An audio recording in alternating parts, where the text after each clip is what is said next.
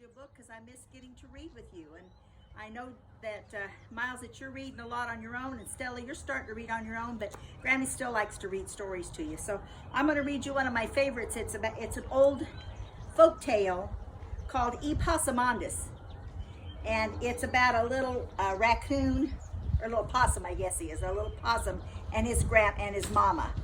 And his mama has this really cool hat, so I decided that I needed to wear a hat to read this book to you, okay? It's written by Colleen Sally, and it's illustrated by Janet Stevens, and there's a good picture of E Possumandus right there. E Possumandus was his mama's and his auntie's sweet little patootie. They just loved him to death. He is cute, isn't he, with his little pacifier in there? Pretty cute. E Possumandus used to go see his auntie most every day, and she nearly always gave him something to take home with him. One day she gave him a piece of nice golden cake.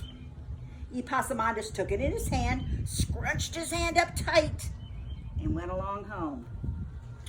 Uh-oh. On his way home, he passed Alligator, and Alligator asked, "What you got, E Possumandus?" "Cake," he replied. Don't look much like cake to me," said Alligator. Look at it, it's dripping down, crumbs all over the place. When E Possumandus got home, his mama looked at his fistful of crumbs, and she said, "E Possumandus, what do you have in your hand?" "Cake, Mama. Auntie gave it to me." Ooh, I love her dress. I wish I had one like that. "Oh, E Possumandus, you don't have the sense you were born with. That's no way to carry cake. The way to carry cake is to put the cake on your head, put a hat on your head, and come along home. Do you hear me, E Possumandus?" "Yes, Mama." By and by, on another day, when E Possumandus was visiting his auntie, and this time she gave him a pound of freshly churned butter to take home with him. E Possumandus put it on his head, put a hat on his head, and went along home.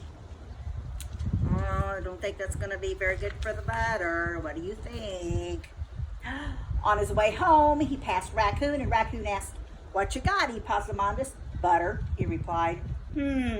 Don't look much like butter to me," said Raccoon.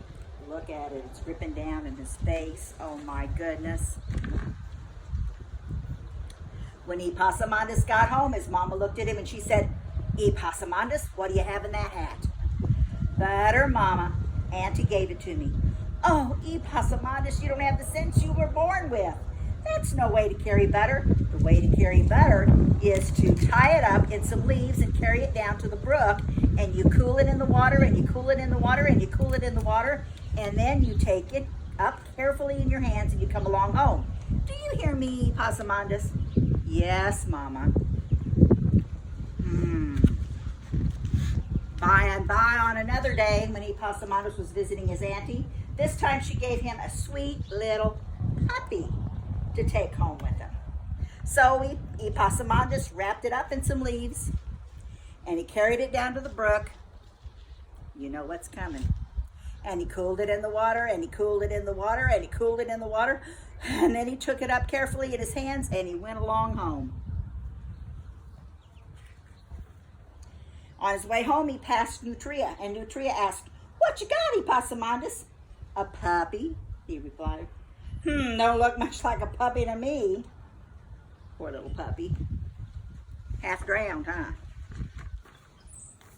When E Possumandus got home, his auntie looked at that poor little bedraggled puppy, and she said, "E Possumandus, what do you have in your hands?" "A puppy, Mama. Auntie gave it to me." "Oh, E Possumandus, you don't have the sense you was born with. That's no way to carry a puppy. The way to carry a puppy is to put the puppy on the ground, tie a piece of string around the puppy dog's neck, and take the piece of string and come along home. Do you hear me, E Possumandus?" "Yes, Mama." Well, by and by, on another day when E Possumandus was visiting his auntie, this time she gave him a freshly baked loaf of bread to take home with him. What do you think he's going to do? I think you're right. He put the bread on the ground, tied a piece of string around it, took the other end of the string, and went along home. I wonder who he's going to meet this time. On his way home, he passed Armadillo, and Armadillo asked, "What you got, Epasamondus?" "Bread," he replied. Don't look much like bread to me," said Armadillo. Look at it. Not very pretty loaf anymore. When Epasamondus got home, his mama looked at the thing on the end of the string and she said, "Epasamondus, what do you have on the end of that string?"